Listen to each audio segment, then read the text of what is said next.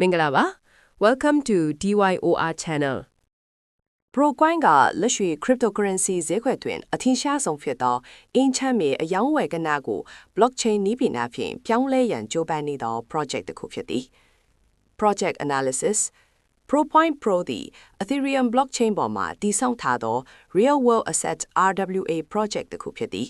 အဓိကရည်ရွယ်ချက်မှာအင်ချမ်းမြေအယောင်းဝယ်လုပ်ငန်းစဉ်များကိုပိုမိုမြန်ဆန်းစေရန်လုံခြုံမှုရှိစေရန်နှင့်ကြားခံပွဲစားများ intermediary structure ရန်ဖြစ်သည်အင်ချမ်းမြေပိုင်ဆိုင်မှုစာရွက်စာတမ်းများကို blockchain ပေါ်မှာမှတ်တမ်းတင်ခြင်း smart contracts များအသုံးပြု၍အယောင်းဝယ်ပြုလုပ်ခြင်းများကိုဆောင်ရွက်ပေးသည် Procoin သည်အင်ချမ်းမြေများကို NFT non-fungible token ဖြင့်ပြောင်းလဲပြီးအယောင်းဝယ်ပြုလုပ်ခွင့်ပြုထားရာနိုင်ငံတကာမှဝယ်ယူသူများအတွက်အလွန်လွယ်ကူစေသည်မကြာသေးမီက Agent Be Free ဟုခေါ်သော AI နည်းပညာကိုမိတ်ဆက်ခဲ့ပြီးအင်ချမ်းမြေ escrow ကြားခံငွေထိန်းသိမ်းခြင်းလုပ်ငန်းစဉ်များကိုအလိုအလောက်လုပ်ဆောင်ပေးနိုင်သည် Business Model Procoin ၏ဝင်ငွေရရှိမှုနှင့် token တန်ဖိုးတည်ဆောက်ထားပုံ tokenomics မှာအောက်ပါအတိုင်းဖြစ်သည် Transaction fees အယောင်းဝယ်ဝန်ဆောင်ခွဲ Procoin platform ပေါ်မှာအင်ချမ်းမြေအယောင်းဝယ်ပြုလုပ်သည့်အခါဝန်ဆောင်ခွဲများကို Procoin ဖြင့်ပေးချေရလေရှိသည်Title Registry SAAS for Title Companies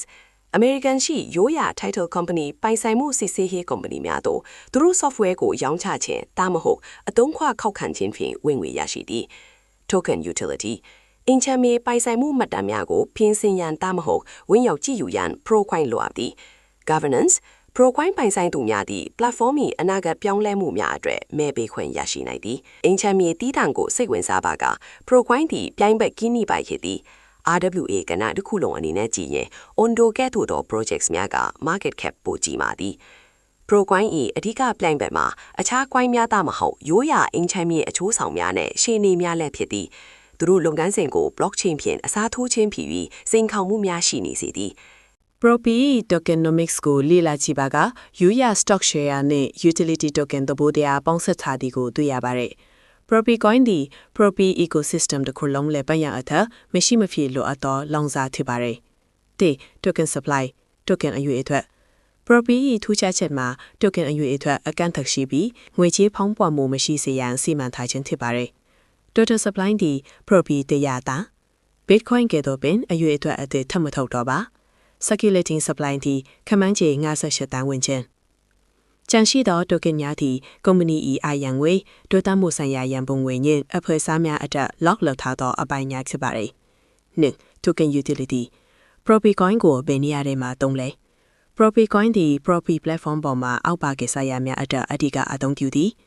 Registry fees မှတ်ပုံတင်ကြေးပေးဆောင်ခြင်း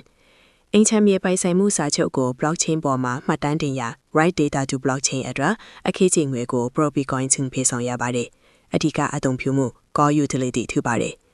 Transaction settlement အယောင်အဝယ်စာချုပ်စာတမ်း Smart contract များအလုပ်လုပ်ရနှင့်စာရွက်စာတမ်းပြင်ဆင်မှုဝန်ဆောင်ခများအတွက် Propi coin ကိုအသုံးပြုရပါတယ် Staking and rewards Propi keys နောက်ဆုံးပေါ် feature ဖြစ်သော Propi keys အင်္ဂလိပ်စာများကိုအုံချင်းပေါ်တင်ခြင်းတွင်ပါဝင်က Propi coin လိုအပ်ပါတယ်အသုံးပြုသူများသည်မိမိတို့၏ Propi coin များကို stake လုပ်ထားခြင်းဖြင့်စုလက်ဆောင်များရရှိနိုင်သလို tier level မြင့်မားသောအသုံးပြုခွင့်ကိုလည်းရရှိနိုင်ပါတယ် Governanceစီမံခန့်ခွင့်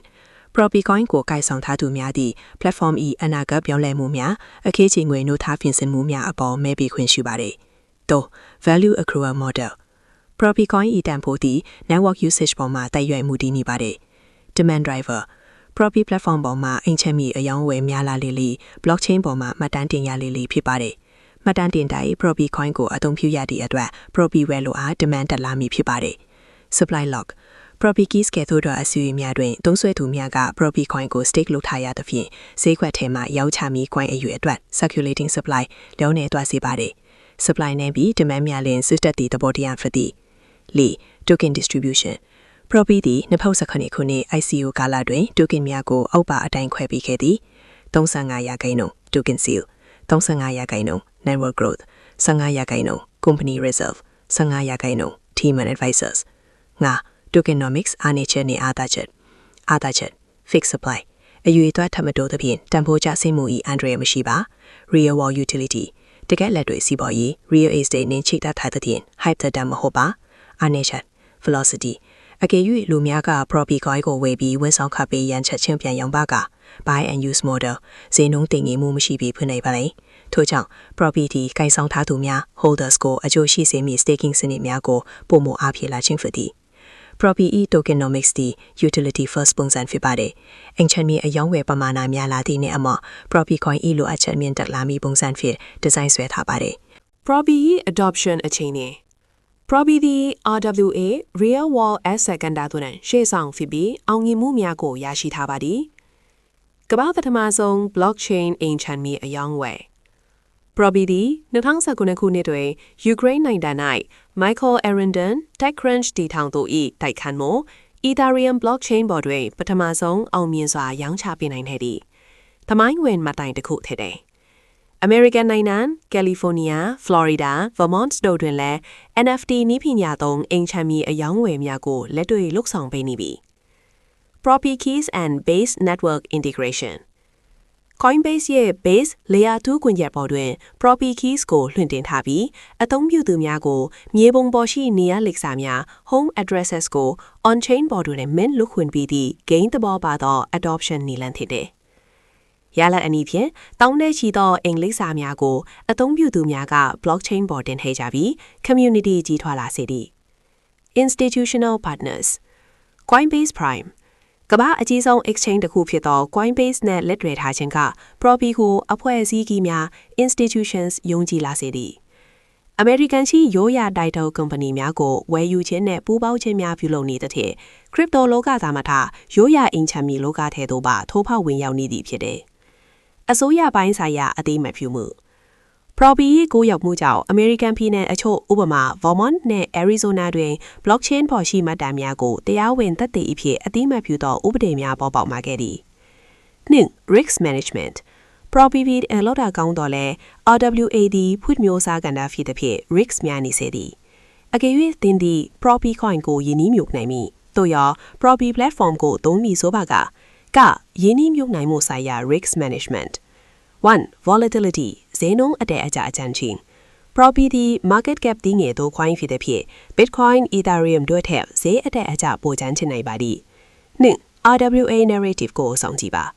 Property ရဲ့ဈေးတက်ခြင်းသည့် RWA trend ရေးစည်းကြောင်းပေါ်မှာမူတည်ပါတယ်။ BlackRock ကဲ့သို့အဖွဲ့အစည်းကြီးများက RWA ကိုစိတ်ဝင်စားလာချိန်တွင် Property တက်လိရှိပြီးစိတ်ဝင်စားမှုလျော့နည်းချိန်တွင်ပြန်ကျတတ်တယ်။ထနည်းပညာနဲ့ဥပဒေဆိုင်ရာ risk management 1. Regulatory risk American SEC ရဲ့စီးမြင်များတို့ရောအင်ချမ်းမီဥပဒေများပြောင်းလဲသွားခဲ့ပါက Property ရဲ့လိုကင်လက်ပွတ်မှုကိုထိုက်ခိုင်းနိုင်ပြီ။ 2. Smart contract risk Property ကို audit လုပ်ထားတော့လေမဲဒီစစ်မှာ 100% hacker ရန်မကင်ပါသင်က platform ပေါ်မှာမွေးအများကြီးဥပမာအင်ငွေရန်ငွေထားမိဆိုပါက hardware wallet တို့ရော Coinbase Prime ကဲ့သို့ custody မျိုးကိုသုံးပါအင်ချမ်းမီ liquidity risk အယောင်းဝယ်ကြရနိုင်ပြီအင်ချမ်းမီ NFT ကိုဝယ်ယူပါက coin များကဲ့သို့ချက်ချင်းပြန်ရောင်းရင်းမထွက်နိုင်သည်ကိုသတိပြုရပါမယ်အင်ငွေမီသူပေါ်လာမှသာပြန်ရောင်းရမည်ဖြစ်တယ်Property RWA ခန္ဓာ၏ Bitcoin ဟုတင်စားခံတော်လဲစွန်းဦးတီထွင်အစစ် early stage တွင်တာရှိသေးသည်ထို့ကြောင့် high risk high reward ရှိသည် Inflation မှာကာကွယ်ရန်လှုပ်ဆောင်ထားခြင်းများ Property ငွေကြေးဖောင်းပွားမှုကိုကာကွယ်ရန်နှင့် token တန်ဖိုးမကျစေရန်အဓိကနီလန်၃ခုကိုအသုံးပြုထားပါ၏ Fixed supply ဒါကအဓိကအကာအကွယ်ဖြစ်သည်Procoin ဤစုစုပေါင်းအရွေအတွက်သည်100 million သာရှိသည်နောက်ထပ်အသစ်ထပ်ထုတ်ခြင်း maintain လုံးဝမရှိပါဘူးအစိုးရငွေကြေးများ fiat ကဲ့သို့ငွေစကူထပ်ရိုက်ထုတ်ပြီးဈေးကျသွားမီအန္တရာယ်မရှိပါဘူး Circulating supply reduction Staking mechanism Property keys ကဲ့သို့သောအစီရင်များတွင်အသုံးပြုသူများကမိမိတို့၏ Procoin များကို stake အနှံလုပ်ထားရပါတယ်။ lock လုပ်ထားသည်များကာလပတ်လုံး coin များကဈေးကွက်ထဲတွင်ရောင်းဝယ်မရတော့ဘဲရောင်းလိုအား sell pressure ကိုလျော့ကျစေပြီးတန်ဖိုးကိုထိန်းပေးပါတယ်။ Utility demand Property platform တွင် in-chain ငွေအယောင်းဝယ်စာချုပ်စာတမ်းကြီးများကို Pro ဖေပေးချေရပါတယ်။အယောင်းဝယ်များလာလေ Procoin လိုအပ်ချက်များလာလေဖြစ်ပါတယ်။ supply ကတေချာပေါက်ရှိနေပြီး demand တက်မလာပါက inflation ဖြစ်မေအစတန်ဖိုးတက်လာပြီး deflationary pressure သဘောတရားရှိပါတယ်။ 2. Lock token များထုတ်ပေးမိအချိန်စရ vesting schedule Propi ဒီ1989ခုကတည်းကစတင်ခဲ့တော့ project ဟောင်းတစ်ခုဖြစ်သည့်အတွက် token unlocking အချိန်ကြီးမှာအခြား project အသစ်များနဲ့မတူတော့ပါဘူး Team and Advisor Tokens ပုံမှန်အားဖြင့်တီထောင်သူများနဲ့အကြံပေးများအကြ lock လုပ်ထားသော token များဒီတစ်နှစ်က4နှစ်အတွင်းထုတ်ပေးရှိပါတယ်Propi ဒီ1989ခုကစတင်ခဲ့တဲ့ဖြင့်လက်ရှိအချိန်တွင် team အတွက် vesting ကာလပြီးဆုံးသွားပြီဟုယူဆရပါတယ်။သူတို့ရထိုက်သော token များကိုရရှိပြီးဖြစ်ပါတယ်။ Company Reserve and Growth Pool လက်ရှိတွင်ဈေးကွက်ထဲမရောက်သေးသော non-circulating token များသည် Company Reserve, Company အရန်ငွေနှင့် Network Growth လုပ်ငန်းချဲ့ထွင်ရေးခေါင်းစဉ်အောက်တွင်ရှိနေပါတယ်။ဘယ်အချိန်ထုတ်ပေးမလဲ။ထိုတိုကန်များအတွက်တီးကြသောရက်ဆွဲစမှတ်ထားခြင်းမရှိပါဘူး။ထုတ်ပေးမည်ပုံစံကုမ္ပဏီကလိုအပ်မှသာထုတ်သုံးမည်ပုံစံမျိုးဖြစ်ပါတယ်။ဥပမာ reward program များအတွက်အသုံးပြုသူများကိုစုချီးမြှင့်ရန်အခြားကုမ္ပဏီများကိုဝယ်ယူရန် acquisition ပါတနာအသစ်များနဲ့ပူးပေါင်းရန်အားသာချက်ကစမရက်အတိုင်းအမြောက်အများထုတ်ရောင်းခြင်း dump လုပ်မီအန်ဒရယ်နေပါပါတယ်။ကုမ္ပဏီဖွံ့ဖြိုးတိုးတက်ရေးအတွက်လိုအပ်မှသာဈေးကွက်ထဲသို့ဖြည်းဖြည်းချင်းရောက်လာမည်ဖြစ်ပါတယ်။ Propi ဒီ token အသစ်ထုတ်နိုင်တော့မသည့်သောအတွက် inflation ဖောင်းပွားမှုအန်ဒရယ်နေပါသလောက်နေပါပါတယ်။ချန်ရှိနေသော lock token များသည်လည်းအချိန်တန်၍အလိုအလိုက်ပွင့်လာမည်ပုံစံမဟုတ်ပဲလုပ်ငန်းလိုအပ်ချက်အပေါ်မူတည်၍သာသုံးစွဲမည့် reserve fund သဘောဆောင်ပါတယ်။ဒီကုန်းချိုအနေနဲ့Procoin Pro သည် RWA trend နဲ့အတူရေရှည်အလားအလာရှိသော project တစ်ခုဖြစ်သည်။ American အင်ချမ်းမြေဈေးကွက်တွင်လက်တွေ့အထုံမှုများ real usage ရှိနေခြင်းကသူ့ရဲ့အားသာချက်ဖြစ်သည်။သို့သောယင်းနှမြုံနှံ့မီဆိုပါကအင်ချမ်းမြေဈေးကွက်ဤဆက်မှုနဲ့ crypto ဈေးကွက်အသက်အရာများကိုထည့်သွင်းစဉ်းစားသင့်ပါသည်။